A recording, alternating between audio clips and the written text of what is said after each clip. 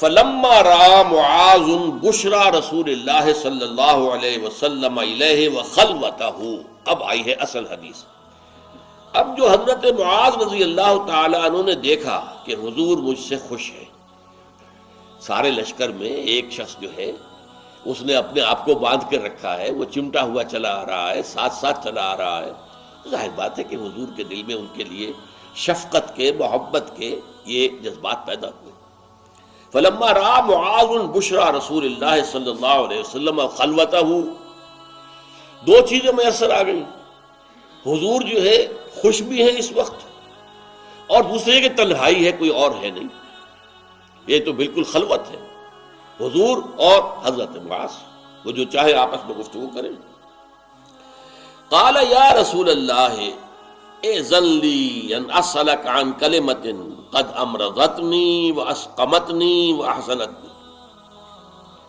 انہوں نے عرض کیا، اے اللہ کے رسول، اے اللہ کے نبی، مجھے اجازت مرحمت فرمائیے کہ میں آپ سے ایک ایسی بات کے بارے میں سوال کر سکوں جس نے مجھے بیمار کر دیا ہے، سقیم کر دیا ہے، مجھے شدید حزن اور شدید فکر سے اور صدمے سے دوچار کر دیا. اب یہ تین الفاظ استعمال کیے، غور کیجیے. فقال نبی اللہ صلی اللہ علیہ وسلم، اس پر ارشاد فرمایا اللہ کے نبی صلی اللہ علیہ وسلم نے، سلنی عما شئت، پوچھو جو پوچھنا ہے. چونکہ حضور کی کیفیت جو ہے اب اس وقت دریائے سخاوت جو ہے وہ جوش میں آیا ہوا ہے. سلنی عما شئت، پوچھو پوچھو جو پوچھنا ہو پوچھو. فقال یا نبی اللہ، تو حضرت معاذ نے عرض کیا، ہے اللہ کے نبی، حدثنی بعمل، مجھے وہ عمل بتا دیجئے یدخلنی الجنت، جو مجھے جنت میں داخل کر دے.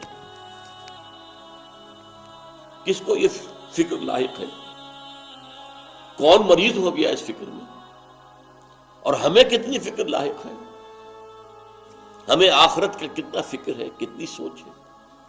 اور یہ کون ہے؟ عام انسان نہیں، حضور کے صحابی، صحابہ میں سے بھی ٹاپ کے ان چند صحابہ میں سے ایک کہ جن کے لیے آپ نے افعل التفضیل کے صیغے استعمال کیے. وہ صحابی کہ جن کو حضور نے گورنر بنا کر یمن بھیجا، وہ صحابی کہ جن سے حضور نے امتحان جب ان کا لیا، تم کیا کرو گے اے معاذ، جب بحیثیت گورنر تمہارے سامنے مسائل درپیش ہوں گے، فیصلے کیسے کرو گے؟ عرض کیا، میں قرآن مجید کے مطابق فیصلے کروں گا. پھر فرمایا، اچھا اگر تمہیں قرآن میں کوئی بات نہ ملے اس سے متعلق، تو عرض کیا پھر میں آپ کی حدیث کی طرف، آپ کے کوئی فیصلوں کی طرف رجوع کروں گا. فرمایا اگر میرے فیصلوں میں بھی کوئی بات تمہیں نہ ملے، کوئی نظیر نہ ملے، پھر کیا کرو گے؟ اب عرض کیا، ثم اجتہد، پھر میں اجتہاد کروں گا. یہ ہے، یہ اجتہاد کے موضوع پر یہ ہے حدیث ام السنہ.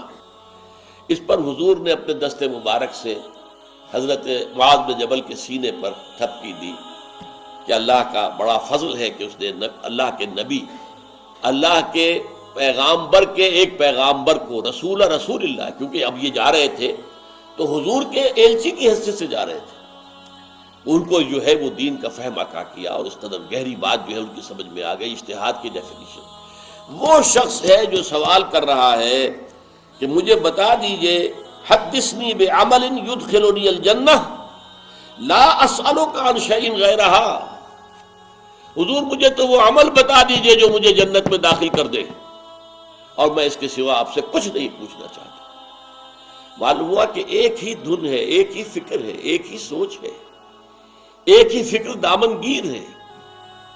جیسے کہ حدیث میں آتا ہے، من جعل ہمومہ ہما واحدا ہم الآخرۃ، جس نے اپنے تمام پریشانیوں اور مسائل اور دنیا کے جو بھی معاملات اس کو درپیش ہیں ان سب کو ایک فکر کے اندر غرق کر دیا. اسی طرح ایک انسان اپنی دنیا کی تمام پریشانیوں کو آخرت کی پریشانی میں مدغم کر دے، آخرت کی پریشانی اتنی دامنگیر ہو جائے کہ دنیا کی کوئی پریشانی جو ہے پھر اس سے پریشانی محسوس ہی نہ ہو. سب سے بڑا مسئلہ تو وہ ہے، ہمارے لیے اصل کریٹیکل ایشو تو وہ ہے.